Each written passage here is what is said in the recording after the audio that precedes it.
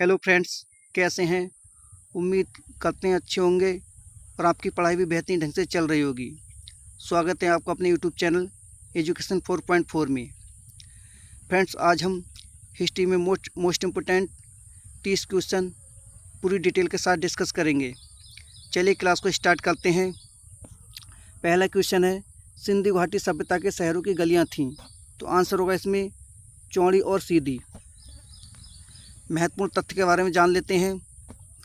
सिंधु घाटी सभ्यता में शहरों की गलियां चौड़ी और सीधी होती थीं। यहाँ की सड़कें पूर्व से पश्चिम एवं उत्तर से दक्षिण की ओर जाती हुई एक दूसरे को समकोण पर काटती थीं। नेक्स्ट क्वेश्चन है, हड़प्पा और मोहनजोदड़ो के खंडर निम्नांकित में से किस नदी के तट पर पाए जाते हैं।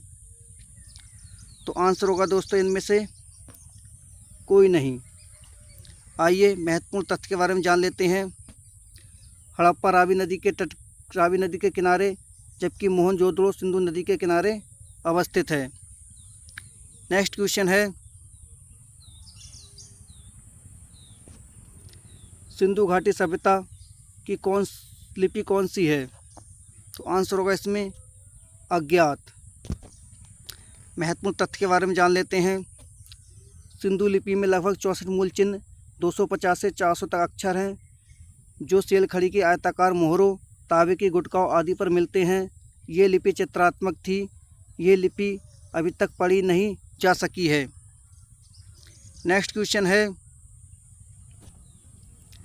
बिना दुर्ग के एकमात्र सिंधु नगर कौन सा था। तो आंसर होगा इसमें चौहदड़ो।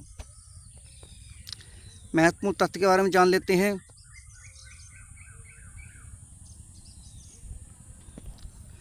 चौहदड़ो बिना दुर्ग का एकमात्र सिंधु नगर है। यह सिंधु नदी के बाएं तट पर स्थित है। यहाँ से बड़ी मात्रा में प्रसाधन सामग्री मिली है। ये एक औद्योगिक नगर था। मैके ने यहाँ से मनके बनाने के कारखाना ढूंढा। नेक्स्ट क्वेश्चन है, मोहनजोदड़ो में सबसे बड़ा भवन कौन सा है। तो आंसर होगा इसमें धान्यगार। महत्वपूर्ण तथ्य के बारे में जान लेते हैं। मोहनजोदड़ो का धान्यगार 45.71 मीटर लंबा तथा 15.23 मीटर चौड़ा था, जो कि वहाँ का सबसे बड़ा भवन था। मोहनजोदड़ो के विशाल स्नानागार की उत्तर से दक्षिण की ओर लंबाई 11.88 मीटर तथा पूर्व से पश्चिम की ओर चौड़ाई 7.01 मीटर थी। नेक्स्ट क्वेश्चन है, विशाल स्नानागार जिसे ग्रेट बाथ बोलते हैं, कहाँ मिला था। तो आंसर होगा इसमें मोहनजोदड़ो में। नेक्स्ट क्वेश्चन है, सिंधु घाटी के लोगों की एक महत्वपूर्ण रचना निम्नलिखित में से किसकी मूर्ति थी। तो आंसर होगा इसमें नृत्य करती हुई बालिका। महत्वपूर्ण तथ्य के बारे में जान लेते हैं। सिंधु घाटी के लोगों की एक महत्वपूर्ण रचना नृत्य करती हुई बालिका की मूर्ति है, जो कांसे से निर्मित है। ये मूर्ति मोहनजोदड़ो से प्राप्त हुई है।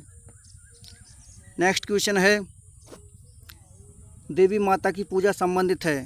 तो आंसर होगा इसमें सिंधु घाटी सभ्यता के साथ।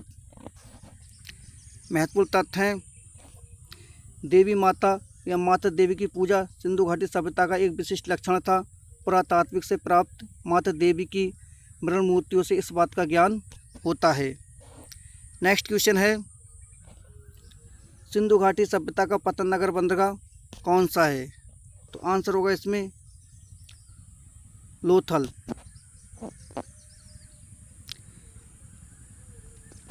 महत्वपूर्ण तथ्य के बारे में जान लेते हैं। लोथल अहमदाबाद गुजरात जिले में सरगवल नामक ग्राम के समीप स्थित है। वर्ष 1955 तथा 1965 के मध्य यहाँ SR राव के निर्देशन में खुदाई की गई, जहाँ 2 मील के घेरे में बसे हुए एक नगर के अवशेष प्राप्त हुए। ये 6 खंडों में विभक्त था।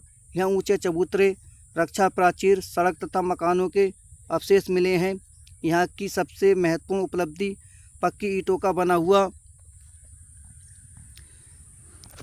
विशाल आकार 214 × 36 मीटर का एक घेरा है, जिसे राव महोदय ने जहाज़ों की गोदी बताया है। इस प्रकार लोथल एक पतन नगर था। ये भोगवा नदी के किनारे स्थित था। लोथल में 2 भिन्न भिन्न टीले नहीं मिलते। पूरी की पूरी बस्ती एक ही दीवार से घिरी थी। नेक्स्ट क्वेश्चन है, लोथल नामक स्थान पर निम्नोक्त सभ्यताओं में से किसका जहाजी मालघाट था? तो आंसर होगा इसमें सिंधु घाटी का। महत्वपूर्ण तथ्य देख लेते हैं। लोथल नामक स्थान पर सिंधु घाटी सभ्यता का जहाजी मालघाट था। नेक्स्ट क्वेश्चन है,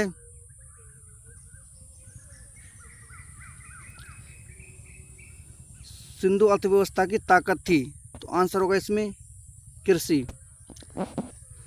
महत्वपूर्ण तथ्य हैं, सिंधु सभ्यता के लोगों का आर्थिक आधार कृषि एवं पशुपालन था। सिंधु सभ्यता के लोगों ने सर्वप्रथम कपास उगाया था।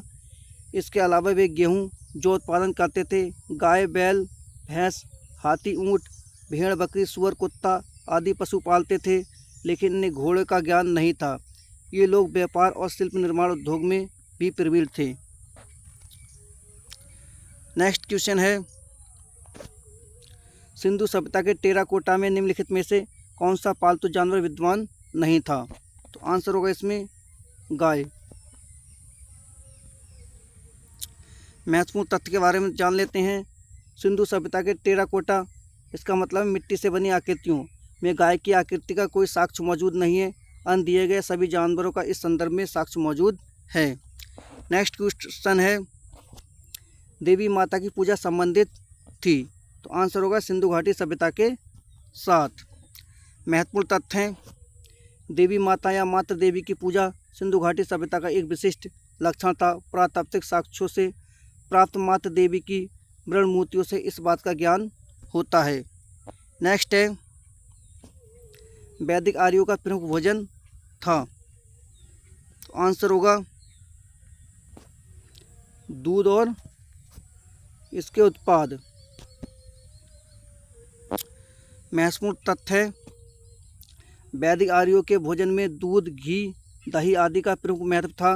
ऋग्वेद में दूध में यव जो डालकर क्षीर, पकोदन तथा दही में बनने वाले पनीर का उल्लेख मिलता है, जो कि सत्तू को दही में डालकर करम नामक भोज्य पदार्थ तैयार किया जाता था। ऋग्वेद में चावल और नमक का उल्लेख नहीं है। नेक्स्ट क्वेश्चन है, निम्नलिखित में से कौन सा अन्न मनुष्य द्वारा सबसे पहले प्रयोग होने वालों में से था? तो आंसर होगा इसमें जौ, जिसे यव बोलते हैं। मनुष्य द्वारा सर्वप्रथम जौ का प्रयोग करने के साक्ष्य प्राप्त होते हैं। नेक्स्ट क्वेश्चन है, वैदिक लोगों द्वारा किस धातु का प्रयोग पहले किया गया था? आंसर होगा इसमें तांबा। महत्वपूर्ण तथ्य है, ऋग्वेदिक लोगों द्वारा सर्वप्रथम तांबे का प्रयोग किया गया था। ऋग्वेद में ऐस नामक धातु का उल्लेख है, किंतु इसकी पहचान संदिग्ध है। कुछ विद्वान इसे तांबा, कांसा या लोहा बताते हैं, किंतु ऋग्वेदिक आर्य लोहे से परिचित नहीं थे। नेक्स्ट है, वेद शब्द का अर्थ है। तो आंसर होगा इसमें ज्ञान। नेक्स्ट क्वेश्चन है,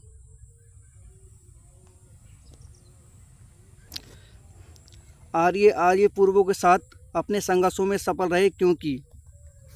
आंसर को उन्होंने घोड़ों द्वारा चलाए जा रहे रथों का प्रयोग किया। महत्वपूर्ण तथ्य है, आर्य पूर्वों के साथ अपने संघर्षों में सफल रहे, इसका प्रमुख कारण उन्होंने घोड़ों द्वारा चलाए जा रहे रथों का प्रयोग किया। दोस्तों, क्लास पसंद आ रही है तो क्लास को लाइक करें और अपने दोस्तों के साथ शेयर करें, और जो दोस्त चैनल पे नए हैं चैनल को सब्सक्राइब कर लें ताकि क्लास की नोटिफिकेशन टाइम से मिल सके। नेक्स्ट क्वेश्चन है, आर्य सभ्यता में मनुष्य के जीवन के आयु के आरोही क्रमानुसार निम्नलिखित चरणों में से कौन सा विकल्प सही है? तो आंसर होगा इसमें ए ऑप्शन, ब्रह्मचर्य, गृहस्थ, वानप्रस्थ, संन्यास। महत्वपूर्ण तथ्य के बारे में जान लेते हैं। हिंदू धर्म मानव जीवन के 4 अवस्थाओं में विभाजित कर आश्रम व्यवस्था का प्रावधान किया गया है। हिंदू धर्मशास्त्र मनुष्य की आयु 100 वर्ष मानते हैं तथा प्रत्येक आश्रम के निर्मित 25-25 वर्ष की अवधि निर्धारित करते हैं।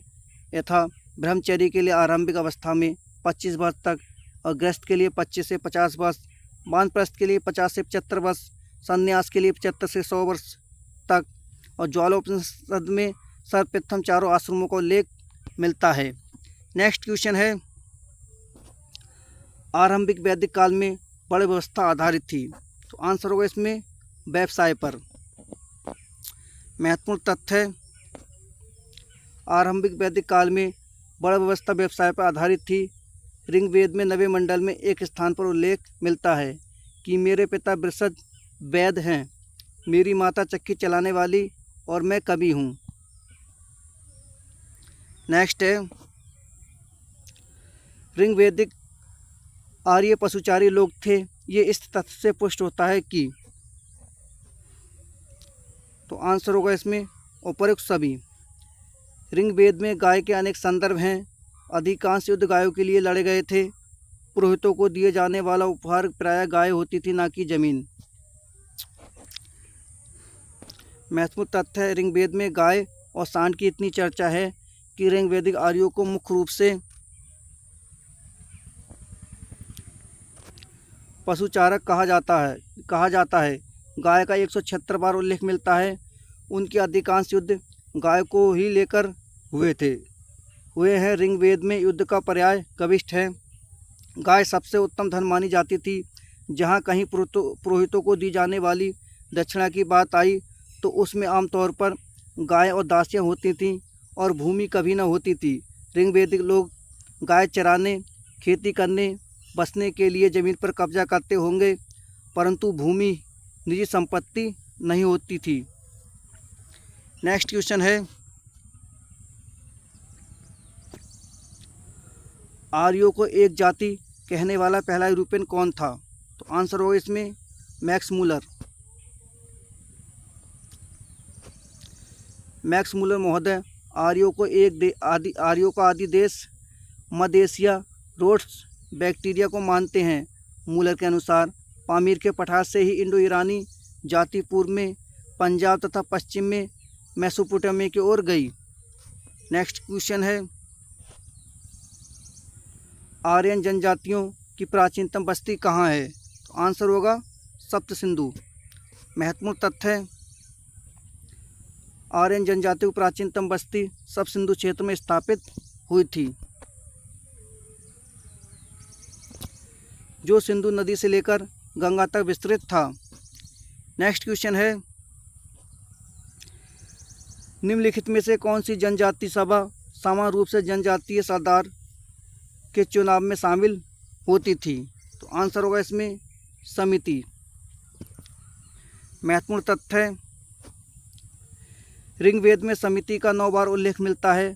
समिति को विश्व अथवा जनसाधारण की आवाज़ अभिव्यक्त करने वाली संस्था कहा गया है। राजा के निर्वाचन एवं पुनर्निर्वाचन में इसका महत्वपूर्ण योगदान था।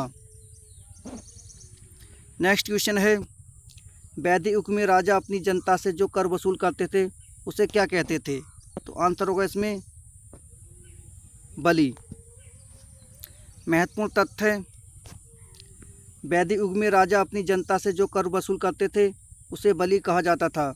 बलि को संग्रहित करने वाला अधिकारी भागदध्या या भागदुक कहलाता था, जबकि संग्रहता कोषाध्यक्ष का कार्य संभालते थे।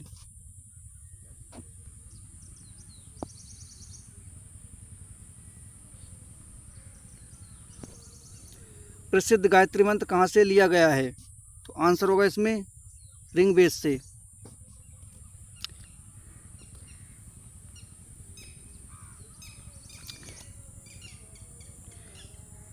प्रसिद्ध गायत्री मंत्र ऋग्वेद के तृतीय मंडल से लिया गया है। ये मंत्र सूर्य देव को समर्पित है। बढ़ते हैं नेक्स्ट क्वेश्चन पर। भारतीय प्रतीक पर उत्कीर्ण सत्यमेव जयते लिया गया है। आंसर होगा मुंडकोपनिषद से। महत्वपूर्ण तथ्य के बारे में जान लेते हैं। भारतीय प्रतीक पर उत्कीर्ण सत्यमेव जयते मुंडकोपनिषद से लिया गया है। इसका अर्थ है सत्य की ही विजय होती है। नेक्स्ट क्वेश्चन है, गौतम बुद्ध का जन्म स्थान था? आंसर होगा इसमें लुम्बिनी। नेक्स्ट है महत्वपूर्ण तथ्य,